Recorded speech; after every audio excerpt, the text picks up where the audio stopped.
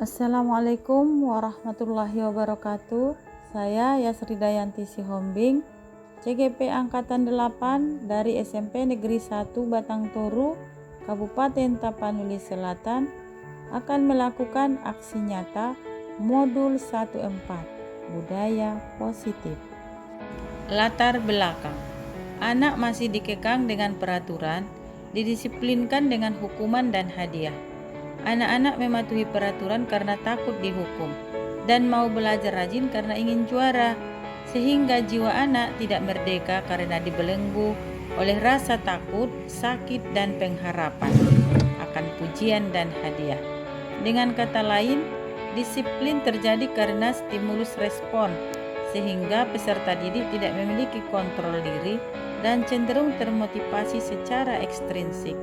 Untuk itulah penulis ingin menerapkan segitiga restitusi di kelas, kemudian menularkannya kepada guru-guru lain di sekolah dengan mensosialisasikannya pada pertemuan guru-guru. Adapun tujuan dari sosialisasi penerapan segitiga restitusi di kelas, yang pertama menumbuhkan motivasi intrinsik pada peserta didik. 2. Meningkatkan keberanian dan kepercayaan diri dalam menyampaikan pendapat mengenai gambaran kelas impian. 3. Meningkatkan rasa tanggung jawab, disiplin diri, dan kemandirian pada peserta didik, serta menumbuhkan budaya positif di kelas atau di sekolah. Terakhir, agar guru-guru lain juga ikut menerapkan segitiga restitusi di kelasnya setelah sosialisasi. Dukungan yang dibutuhkan: 1. Dukungan dari kepala sekolah. 2. Dukungan dari rekan-rekan guru. 3. Dukungan dari peserta didik. 4. Sarana dan prasarana yang mendukung sosialisasi penerapan segitiga restitusi di kelas seperti ruang pertemuan, infokus, snack, dan lain-lain. Tolak ukur keberhasilan. Program sosialisasi penerapan segitiga restitusi di kelas ini dikatakan berhasil apabila: yang pertama, setiap guru sudah menerapkan segitiga restitusi dalam penyelesaian masalah. 2. Setiap kelas sudah diterapkan segitiga restitusi dalam menyelesaikan masalah mereka. 3. Guru telah memposisikan diri sebagai manajer dalam menegakkan disiplin positif. Lini masa tindakan yang akan dilakukan. Tanggal 11 Juli 2023, percontohan penyelesaian masalah dengan segitiga restitusi di kelas 71 sebanyak 2 kasus.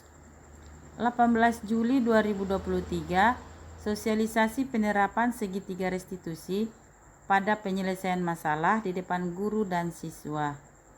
Pada tanggal 22 Juli 2023, observasi dan angket hasil sosialisasi tanggal 18 Juli 2023. Tanggal 23 Juli 2023, refleksi dan merencanakan langkah selanjutnya. Benar kalian berdua yang memecahkan kaca cermin di kelas kita? Iya Bu, tapi kan tak sengaja lagi suruh-suruhnya bermain kejaran Bu. Jahara yang memecahkan cerminnya, pecah deh Bu kacanya. Benar, setiap orang suka bersenang-senang. Ibu juga suka bersenang-senang.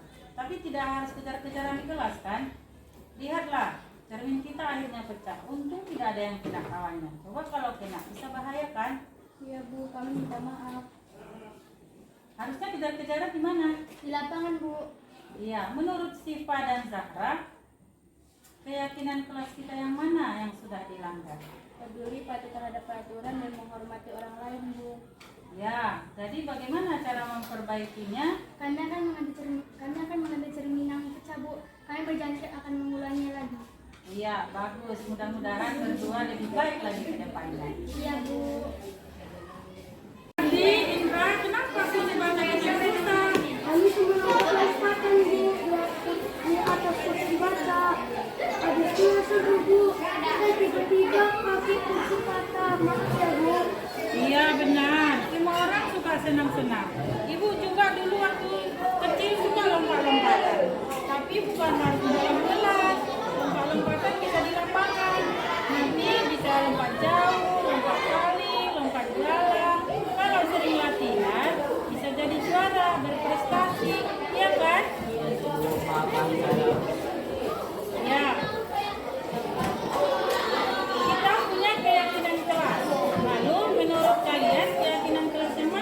tidak dilanggar? Peduli, patuh terhadap peraturan dan menghormati orang lain. Ya.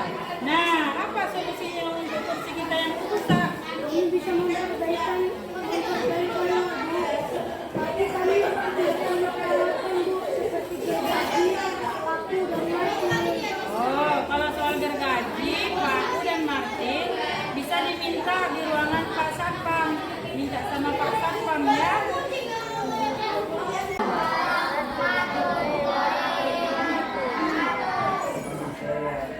Kalian tentu sudah mengenal Ibu, ya kan? Nah, nama Ibu ya Sridayanti Sihombing. Ibu merupakan salah satu CGP. Ada anak Ibu yang tahu tentang CGP? Calon Guru Penggerak. Jadi di sekolah kita ada dua untuk saat ini, yaitu Ibu sama Ibu Hartini Harahap. Nah, kenapa Ibu mengumpulkan anak-anak Ibu semua di sini? Ibu ingin berbagi pengalaman tentang penciptaan budaya positif yang akan kita kerjakan nanti ke depan. Nah, kalau selama ini anak Ibu datang ke sekolah cepat supaya tidak terlambat, apa yang memotivasi anak Ibu datang cepat? Nah, mungkin ada anak dia takut dihukum kalau terlambat. Coba, siapa yang takut dihukum? Makanya dia datang cepat ke sekolah. Tunjuk tangan. Iya, karena takut dihukum, cepat-cepat sarapan pun nggak sempat lagi. Oke, turunkan tangan. Tapi ada anak dia bangun cepat, bukan karena takut dihukum, karena ia ingin cepat datang ke sekolah sebagai wujud bahwa saya adalah siswa yang bertanggung jawab. Ada yang seperti itu? Ada, alhamdulillah. Nah, siapa-siapa tadi yang datang ke sekolah karena takut dihukum kalau terlambat, maka dia itu belum bebas, masih dijajah oleh rasa takut. Siapa yang takut belajar di kelas? Ih, nanti kena marah lakuin. Ih, nanti yang cerewetan ibu itu. Ih, nanti kena hukum lain. Itu masih terjajah. Bagaimana yang dikatakan merdeka? Merdeka apabila anak ibu datang ke sekolah tidak terlambat dari dalam diri sendiri. Belajarlah aku rajin. Kenapa rajin belajar? Biar jadi juara. Masih terjajah karena ingin juara. Baiklah aku biar dipuji guru. Masih terjajah. Namanya motivasi ekstrinsik, ya. Apa itu Bu motivasi ekstrinsik? Yang kelas 7 tadi sudah Ibu jelaskan. Assalamualaikum warahmatullahi wabarakatuh. Hamdan wa syukranillah wassalatu wassalamu ala rasulillah wa ala alihi wa sahbihi wa mawala amma ba'du. Puji dan syukur tak bosan-bosannya kita panjatkan kehadirat Allah Subhanahu wa taala yang telah memberikan kita masa dan kesempatan hingga kita dapat hadir pada acara diskusi hari ini.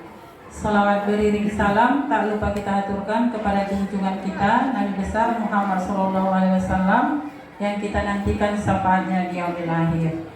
Yang saya hormati Bapak Kepala SMP Negeri 1 Batang Toru, Bapak pendamping, seterusnya kawan-kawan, rekan guru dan anak-anak kami yang kami cintai. Pertama, terima kasih telah meringankan langkah ke acara diskusi ini. Baiklah, karena waktu juga sedang mendesak, kita mulai. Saya akan coba memaparkan apa yang saya dapat dalam 2 bulan ini di dalam pendidikan guru penggerak. Mudah-mudahan nanti kawan-kawan yang mau ikut guru penggerak terinspirasi dan juga akan mengadakan perubahan di sekolah kita.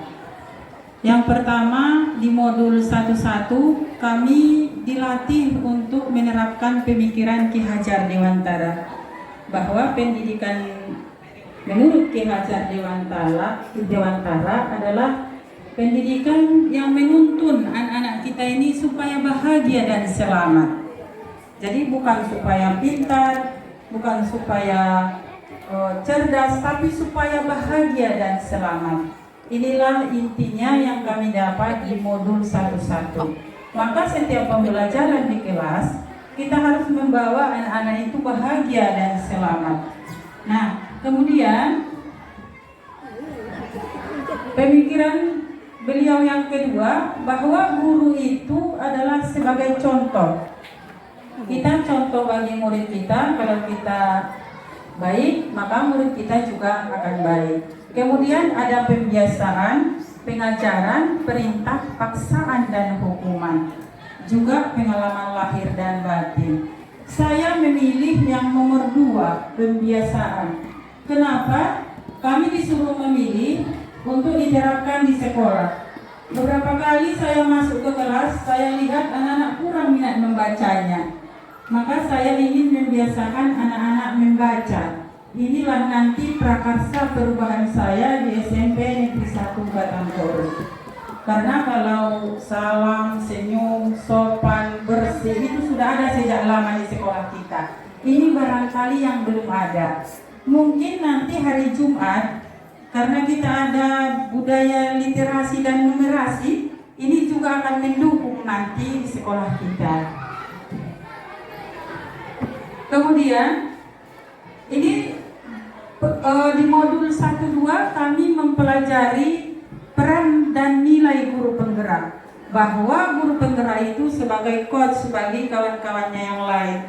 Namun mungkin nanti sebagai coach di HT yang akan kita laksanakan, mudah-mudahan kita bisa berbagi cara mengimplementasi kurikulum Merdeka baik di sekolah kita maupun di sekolah orang lain.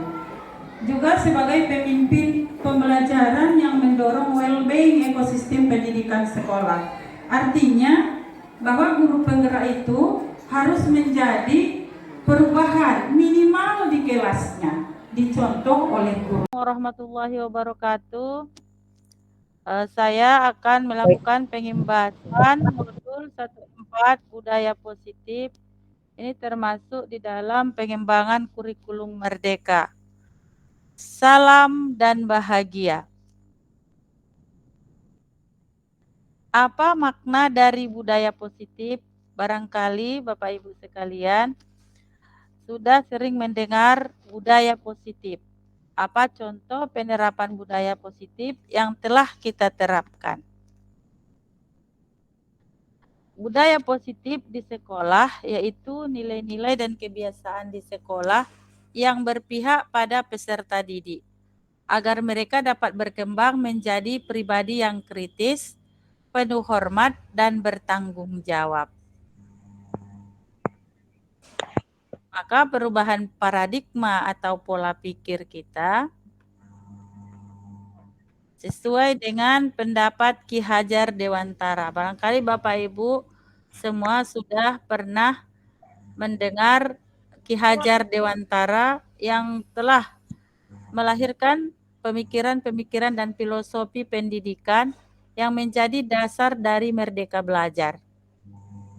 Yang pertama, bahwa pendidikan itu bukan tabula rasa. Artinya anak itu lahir, dididik, bukan seperti kertas putih yang disebutkan oleh teori pendidikan tabula rasa. Tetapi anak yang sudah membawa bakat dari lahir, dan bakat itulah yang kita tuntun nanti sebagai pendidik. Yang kedua, semua anak terlahir dengan bakatnya masing-masing atau unik.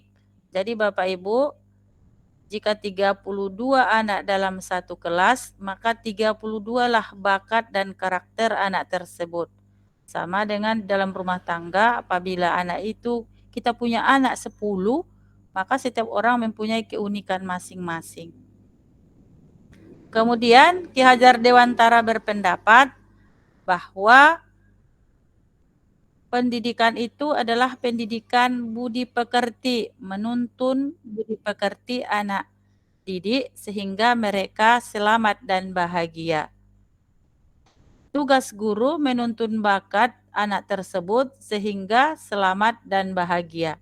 Guru ibarat petani. Petani itu menanam biji atau benih di dalam tanah sehingga ia menjadi jagung. Maka untuk tumbuh bagus, petani harus merawatnya, memberikan pupuk, begitu pula lah kita sebagai pendidik. Kalau kita ingin anak kita berhasil, anak didik kita berhasil, maka kita harus memberikan tuntunan kepada anak didik sesuai dengan kodratnya, memberikan kondisi pembelajaran yang bagus, materi yang bagus, modul atau metode yang bagus, sehingga anak menjadi selamat dan bahagia. Kodrat itu terdiri dari dua, kodrat alam dan kodrat zaman. Jadi dari inilah nanti kita hasilkan budaya positif. Untuk membangun budaya yang positif di sekolah perlu menyediakan lingkungan yang positif, aman, dan nyaman, agar murid-murid mampu berpikir, bertindak, dan mencipta dengan merdeka, mandiri, dan bertanggung jawab. Jadi budaya positif membuat para siswa atau peserta didik kita menjadi merdeka, tidak terjajah. Lazimnya disiplin dikaitkan dengan kontrol. Dalam hal ini, kontrol guru dalam menghadapi murid. Perubahan paradigma teori kontrol atau ilusi kontrol menurut pendapat Dr. William Glaser dalam kontrol teori untuk meluruskan miskonsepsi tentang peserta didik. Yang pertama, ilusi bahwa kritik dan membuat orang merasa bersalah dapat menguatkan karakter. Kemudian, bahwa semua penguatan positif efektif dan bermanfaat. Bahwa orang dewasa memiliki hak untuk memaksa. Jadi, kalau pada masa-masa yang lalu guru itu mengontrol murid dengan kekuasaannya, sehingga menimbulkan karakter yang negatif terhadap peserta didik. Inilah yang membuat peserta didik merasa terjajah. Maka menurut Dr. William Glaser, kita harus membudayakan budaya yang positif untuk menguatkan karakter peserta didik. Maka perubahan paradigma stimulus respon menuju teori kontrol. Yang pertama, apabila dulu kita mencoba mengubah orang agar berpandangan sama dengan kita, maka dengan teori tadi kita berusaha memahami pandangan orang lain tentang dunia. Jadi kalau dulu kita berpandangan harus sama pandangan peserta didik itu dengan kita, maka sekarang tidak. Kita berusaha memahami pandangan peserta didik itu tentang dunia ini. Yang kedua, perilaku buruk dilihat sebagai suatu kesalahan. Nah, itu dulu. Sekarang semua perilaku memiliki tujuan, bahkan perilaku yang salah. Banyak anak-anak kita katakan bandel, tidak mau belajar, justru dia memenuhi kebutuhan akan kebutuhan dasarnya, misalnya kebahagiaan, kesenangan, kebebasan, tetapi dia tidak pandai menyalurkannya, maka terjadilah hal-hal negatif. Yang ketiga, orang lain bisa mengontrol saya, itu kalau dulu. Sekarang hanya Anda yang bisa mengontrol diri Anda sendiri. Kalau dulu saya bisa mengontrol orang lain, maka sekarang Anda tidak bisa mengontrol orang lain karena orang lain sudah mengontrol diri masing-masing. Kalau pada masa dulu pemaksaan ada pada saat bujukan gagal, maka sekarang kolaborasi dan kesepakatan menciptakan pilihan-pilihan baru. Model berpikir menang atau kalah, model berpikir menang dan menang. Inilah perubahan nanti Bapak Ibu di dalam kelas ketika melakukan pembelajaran.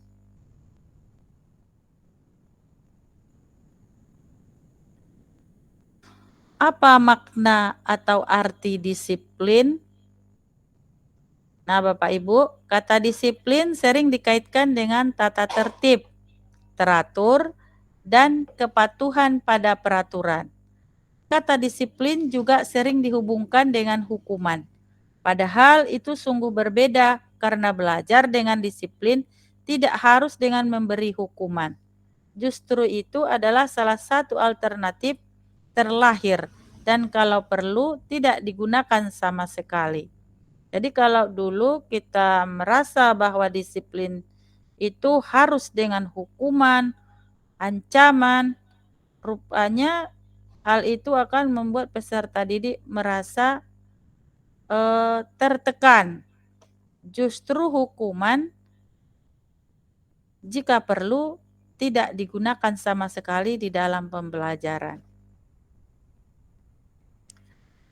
Ki Hajar Dewantara menyatakan bahwa untuk mencapai kemerdekaan atau dalam konteks pendidikan kita saat ini dan untuk menciptakan murid yang merdeka syarat utamanya adalah harus disiplin yang kuat.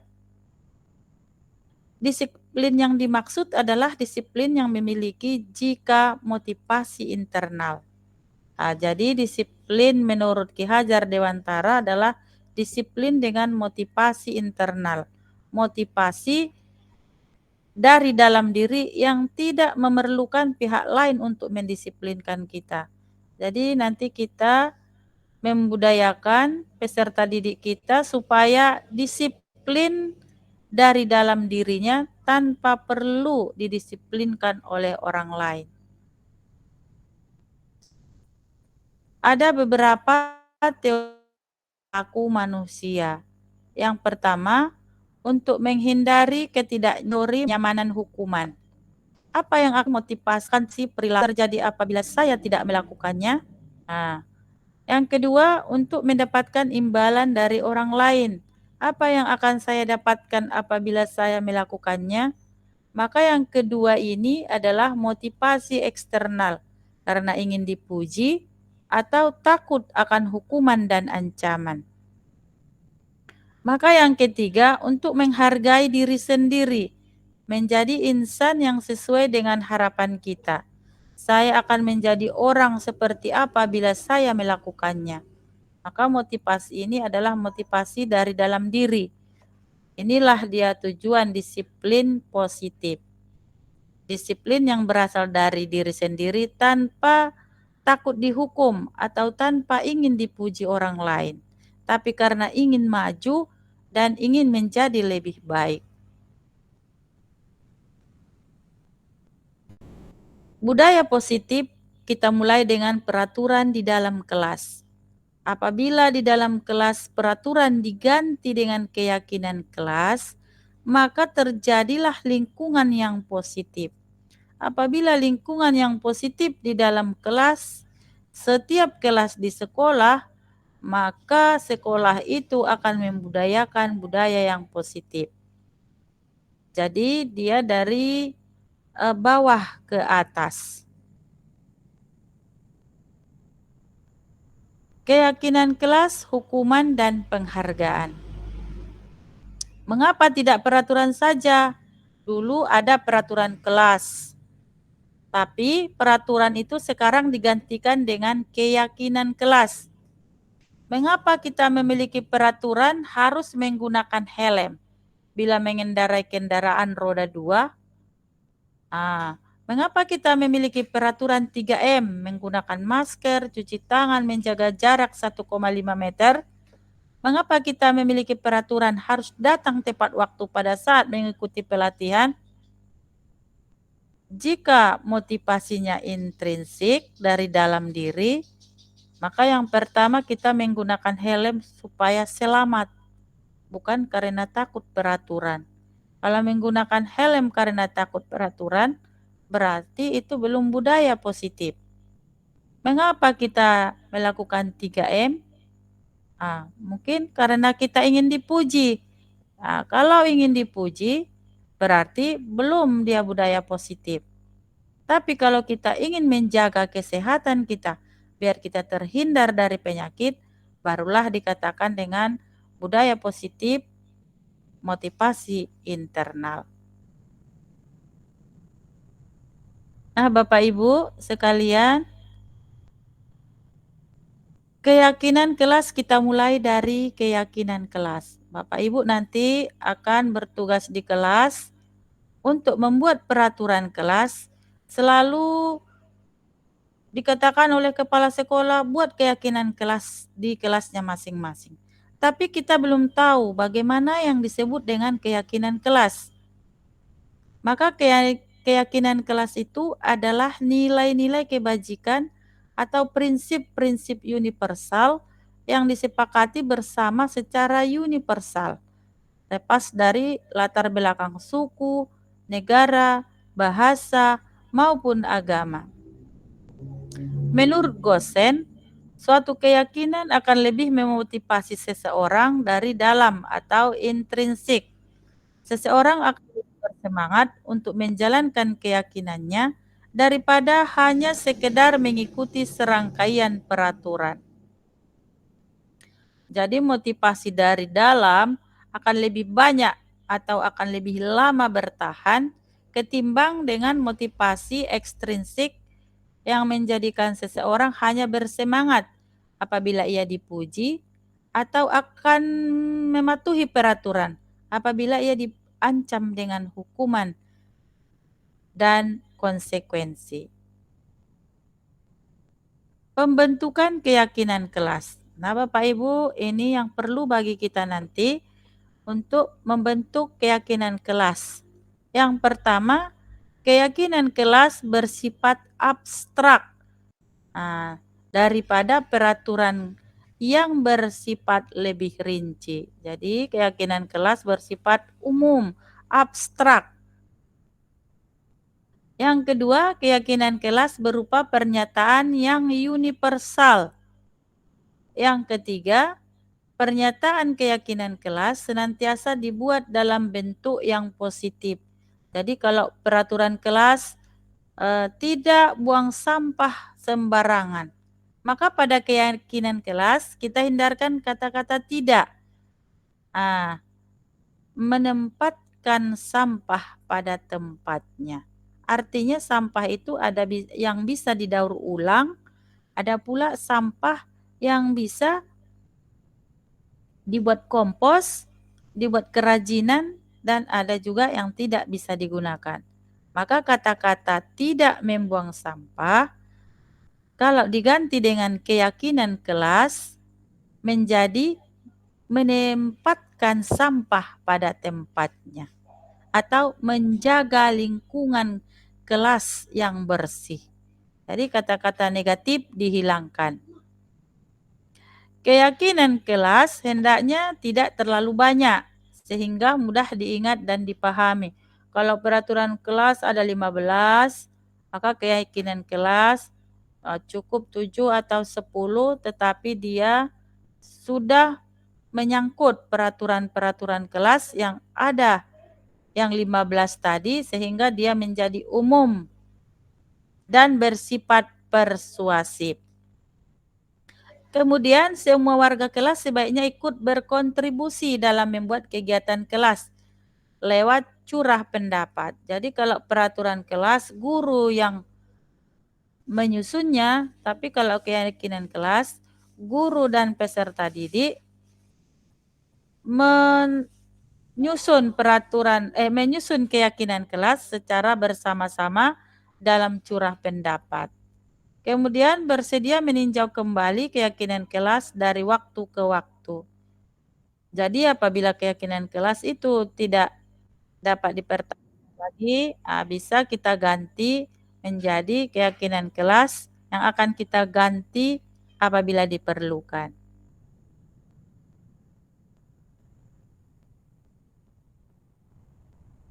Nah, kita lihat Bapak Ibu, beda peraturan dengan keyakinan kelas. Pada keyakinan kelas, silakan kembalikan buku pada tempatnya. Maka pada keyakinan kelas, ada kebajikan tanggung jawab. Dilarang mengganggu orang lain. Maka pada keyakinan kelas, menghormati orang lain dan diri sendiri. Kata-kata dilarang negatif itu diganti dengan kata-kata menghormati orang lain dan diri sendiri. Menjadi kata-kata yang positif dan persuasif, mengajak orang lain untuk menghormati orang lain dan diri sendiri. Hadir di sekolah 15 menit sebelum pembelajaran dimulai. Maka pada keyakinan kelas, menghormati orang lain, komitmen, peraturan pada tujuan berkomitmen. Jadi dia sifatnya lebih umum ketimbang peraturan. Dilarang melakukan kekerasan. Maka pada keyakinan kelas, keselamatan menghormati orang lain. Dilarang menggunakan narkoba. Maka pada keyakinan kelas menjadi kesehatan. Pada peraturan kelas, bergantian atau menunggu giliran. Maka pada keyakinan kelas, menghormati orang lain. Gunakan masker. Maka pada keyakinan kelas, kesehatan dan keselamatan. Jangan berlari di kelas atau koridor. Maka pada keyakinan kelas, keselamatan dan keamanan. Nah, coba Bapak Ibu lihat, ada beberapa kesehatan, keselamatan, maka peraturan kelas yang 8 ini bisa nanti kita ciutkan menjadi 4 atau 5 keyakinan kelas. Sehingga peserta didik lebih mengingat karena dia jumlahnya lebih sedikit dan sifatnya positif serta universal.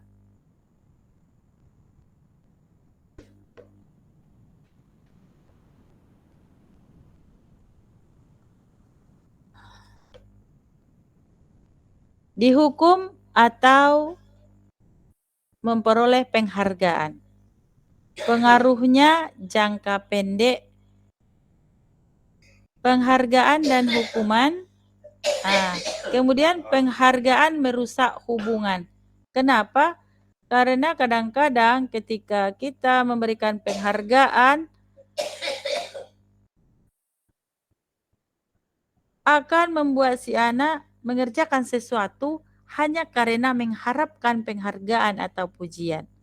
Maka pengaruhnya jangka pendek. Sedangkan kalau dia melakukan sesuatu karena motivasi dari dalam dirinya, maka pengaruhnya akan lebih panjang ke masa depannya.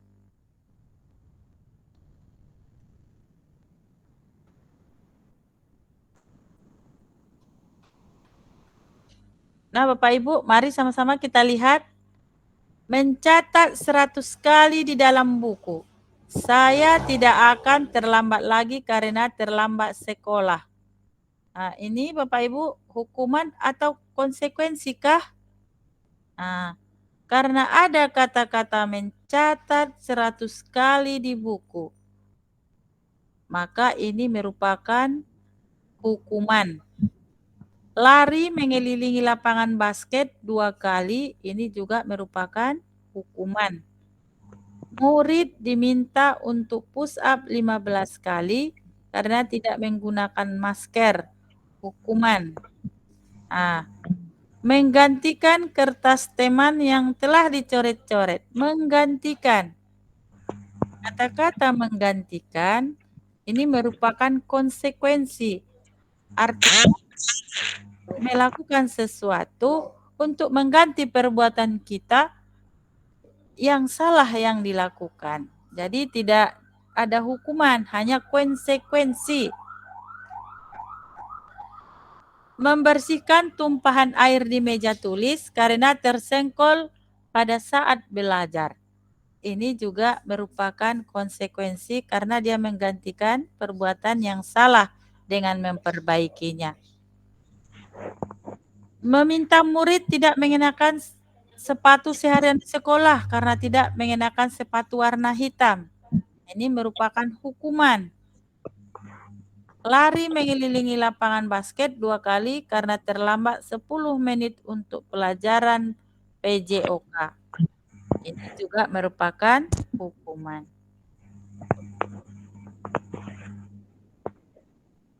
Nah, Bapak Ibu, kita lihat beda hukuman dengan konsekuensi. Kalau dia hukuman, sesuatu yang menyakitkan harus terjadi. Pernah Bapak Ibu mengalami hukuman? Maka setiap hukuman akan menyakitkan. Misalnya disuruh lari, akan ada rasa malu kita kepada kawan-kawan kita ketika kita dihukum. Konsekuensi sesuatu harus terjadi. Ini bedanya ya, kalau hukuman menyakitkan, kalau konsekuensi sesuatu yang harus terjadi. Kalau dia hukuman membuat anak sakit, baik dia fisik maupun hati untuk jangka yang lama. Banyak anak-anak tidak suka belajar matematika karena dia sering dihukum berdiri. Nah, kemudian kalau dia konsekuensi, membuat anak merasa tidak nyaman dalam jangka waktu pendek. Begitu dia disuruh melap meja karena ditumpahkannya air, anak tidak nyaman, tetapi hanya dalam jangka waktu yang pendek. Anak membenci disiplin. Kalau diberi hukuman, anak akan membenci disiplin. Sedangkan kalau diberi konsekuensi, anak-anak lebih menghargai disiplin. Kalau dia hukuman, anak-anak merasa terpaksa. Sedangkan kalau konsekuensi, setiap ada kesalahan, maka harus ada tanggapan untuk memperbaiki kesalahan tersebut. Kemudian kalau hukuman, mendorong anak menyakiti diri sendiri. Kalau dia konsekuensi, mendorong anak agar mudah menyesuaikan diri. Konsep diri yang buruk akan terjadi apabila si anak mendapat hukuman. Sedangkan konsep diri yang baik akan terjadi apabila si anak diberi konsekuensi setiap kelakuannya.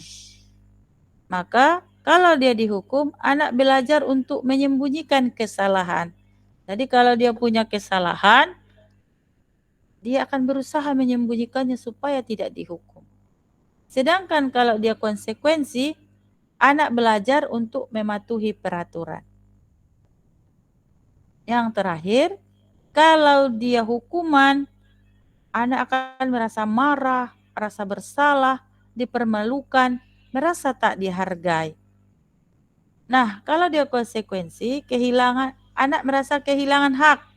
Misalnya kalau dia terlambat 5 menit, maka dia harus tinggal di kelas 5 menit lagi untuk mengganti yang telah terlewatkan 5 menit. Maka dia dibuat tidak nyaman karena orang bisa istirahat, dia tidak bisa istirahat. Diasingkan untuk sementara, tetapi hanya untuk sementara. Untuk selanjutnya dia akan bisa menjaga disiplin. Kemudian kebutuhan dasar manusia itu yang pertama survive, bertahan hidup, cinta kasih, penguasaan, kebebasan, dan kesenangan. Nah, coba kita lihat, ada ini ceritanya Ibu Ani. Ibu Ani guru kelas 5 di SD Pelita Hati sedang bingung menghadapi ulah salah satu murid di kelasnya Agus. Beberapa anak telah datang dan mengeluh Agus yang seringkali meminta bekal makan siang mereka dengan paksa. Jika Anda menghadapi Ibu Ani, Nah, apa yang akan Anda lakukan? Ya, nanti kita simpan jawabannya. Nah, dalam konteks penerapan disiplin positif, Ibu Ani sebaiknya mencari tahu alasan Agus melakukan tindakan tersebut agar mengetahui kebutuhan mana yang sedang berusaha dipenuhi Agus. Apabila jawaban Agus karena dia lapar dan orang tuanya tidak membawakannya bekal makan siang, kebutuhannya adalah bertahan hidup. Apabila jawaban Agus karena ia senang temannya jadi memperhatikan dia, kebutuhannya adalah cinta dan kasih sayang. Kebutuhan untuk diterima. Apabila jawaban Agus adalah dia merasa hebat karena temannya jadi takut menuruti keinginannya, kebutuhannya adalah penguasaan, pengakuan akan kemampuan. Nah, apabila jawaban Agus karena dia merasa bosan dengan bekal yang dibawakan ibunya karena selalu membawa bekal yang sama, kebutuhannya adalah kebebasan, kebutuhan akan pilihan. Apabila jawaban Agus adalah karena iseng dan ia menikmati ekspresi wajah temannya yang kesal karena diambil makanannya, kebutuhannya adalah kesenangan. Nah, Bapak Ibu, tadi di awal sudah saya katakan bahwa perilaku yang buruk juga mempunyai alasan. Alasan-alasan kenapa peserta didik kita punya perilaku yang buruk.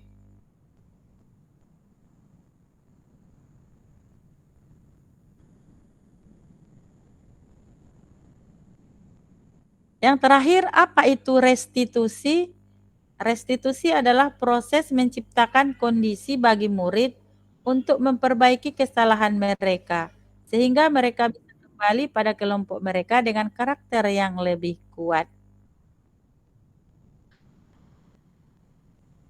Ada segitiga restitusi. Ya, kalau kita menyelesaikan masalah di kelas dengan siswa, ada segitiga restitusi. Yang pertama adalah kita menstabilkan identitas siswa. Kenapa kamu berbuat seperti itu? Nah, misalnya kalau anaknya berkelahi, kemudian kita validasi tindakannya, setiap orang memang benar pernah melakukan kesalahan. Tapi kita harus tahu apakah kesalahan kita itu menguntungkan atau bahkan merugikan orang lain. Lalu kita kemudian menanyakan keyakinan apa yang dilanggar oleh anak tersebut. Nah, Bapak Ibu sekalian,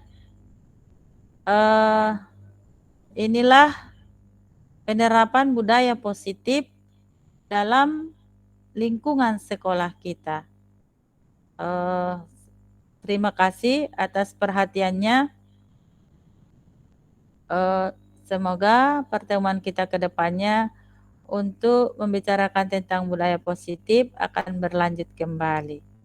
Demikian saja. Assalamualaikum warahmatullahi wabarakatuh.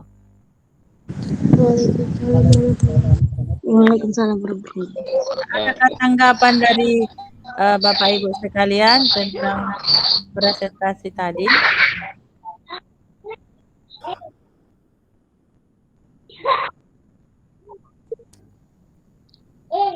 Ya, silakan Bapak Ibu. Apakah ada yang ingin memberikan tanggapannya tentang budaya positif, baik dia segitiga restitusi atau menciptakan keyakinan kelas?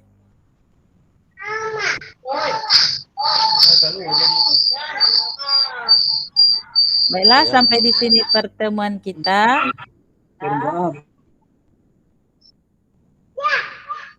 Mudah-mudahan ke depan kita lakukan lagi diskusi tentang pembudayaan budaya positif di sekolah kita. Baik, Bu. Di sini saja, terima kasih atas perhatiannya. Assalamualaikum warahmatullahi wabarakatuh. Waalaikumsalam warahmatullahi wabarakatuh. Boleh live ya Bapak Ibu. Ya Bu, kasih atas ilmunya. Terima kasih Bu atas ilmu Bu. Masyaallah tabarakallah. Amin. Udah keluar. Udah keluar itu. Cek, cek, cek.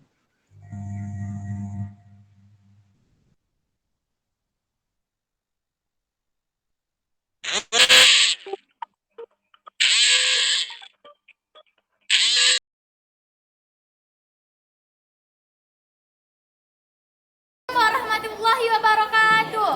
Perkenalkan, nama saya Rohana Siduan, kelas 71. Tanggapan saya senang penyelesaian masalah yang dilakukan wali kelas dengan segitiga restitusi. Saya bertanggung jawab atas kesalahan yang saya buat dan belajar untuk mengatur perilaku saya ke depannya. Sekian dan terima kasih. Assalamualaikum warahmatullahi wabarakatuh. Assalamualaikum warahmatullahi wabarakatuh. Perkenalkan, nama saya Mbak Siregar dari kelas 71. Penyelesaian masalah dengan segitiga restitusi membuat saya menjadi dewasa, bisa menyelesaikan masalah sendiri tanpa rasa takut. Nama saya Ridho Delia Amanda, kelas 71. Tanggapan saya adalah penyelesaian masalah dengan segitiga restitusi ini membuat saya senang karena saya tidak merasa disudutkan, malah diberi tanggung jawab untuk menyelesaikan masalah saya. Selamat siang, nama saya Elfrida Agustina, SPDK. Saya dari guru SMP Negeri 1 Batang Toru. Menurut saya, penyampaian yang disampaikan oleh Ibu Yasrida Sihombing mengenai budaya positif sudah sangat menginspirasi saya dan juga saya akan menerapkannya di kelas saya nantinya. Terima kasih. Assalamualaikum warahmatullahi wabarakatuh. Baiklah, di sini saya akan memberikan refleksi tentang penyampaian materi oleh Ibu Yasrida Sihombing MA tentang penyampaian materi yang disampaikannya pada saat refleksi calon guru penggerak pada hari Jumat kemarin. Baik, di sini saya akan menyampaikan bahwasannya Ibu Yasrida Sihombing telah menyampaikan materi yang memberikan evaluasi yang baik terhadap kami sebagai calon guru penggerak. Kemudian Ibu itu sudah mampu menyampaikan materinya dengan baik dan memberikan motivasi agar kami juga bisa mengikuti jejaknya sebagai calon guru penggerak. Kemudian penyampaian materinya yang sudah pas dengan menggunakan moto dan visi dalam penyampaian materi guru penggerak ini sudah sesuai. Menurut kami, Ibu ini sudah layak untuk menjadi seorang guru penggerak. Semoga kami juga akan mengikuti jejak Ibu itu sebagai guru penggerak. Terima kasih. Assalamualaikum warahmatullahi wabarakatuh. Assalamualaikum warahmatullahi wabarakatuh. Selamat pagi dan salam sejahtera untuk kita semua. Penyampaian budaya positif yang dilakukan oleh Ibu Yasrida Sihombing sudah sangat jelas, seperti pada segitiga restitusi. Itu nantinya akan saya terapkan di sekolah ini. Demikian yang saya sampaikan. Assalamualaikum warahmatullahi wabarakatuh. Selamat pagi. Assalamualaikum warahmatullahi wabarakatuh. Nama saya Ibu Hadiah Nuryanti Koko. Mata pelajaran yang saya bawakan bahasa Indonesia. Saya bekerja di SMP Negeri 1 Batang Toru. Penyampaian yang disampaikan oleh Ibu Yasrida Sihombing mengenai budaya positif semuanya sudah jelas. Seperti contoh yang sudah disampaikan yaitu mengenai segitiga restitusi. Menurut saya dapat memotivasi saya untuk saya sampaikan nantinya kepada siswa saya di SMP Negeri 1 Batang Toru. Demikian dari saya. Assalamualaikum warahmatullahi wabarakatuh. Demikianlah sosialisasi budaya positif yang saya lakukan pada pertemuan luring dengan guru dan siswa di sekolah, dan kemudian dengan pertemuan daring dengan guru-guru di sekolah dan guru-guru lain di sekolah lain. Semoga dengan sosialisasi ini penerapan segitiga restitusi dapat dilaksanakan di lingkungan sekolah maupun di lingkungan luar sekolah yang telah saya sosialisasikan. Dan agar restitusi positif ini menimbulkan budaya positif nantinya di sekolah dan lingkungan serta di sekolah-sekolah pengimbasan saya melalui luring. Terima kasih. Assalamualaikum warahmatullahi wabarakatuh. Terima kasih atas perhatiannya. Sampai bertemu lagi di realisasi aksi nyata berikutnya. Assalamualaikum warahmatullahi wabarakatuh.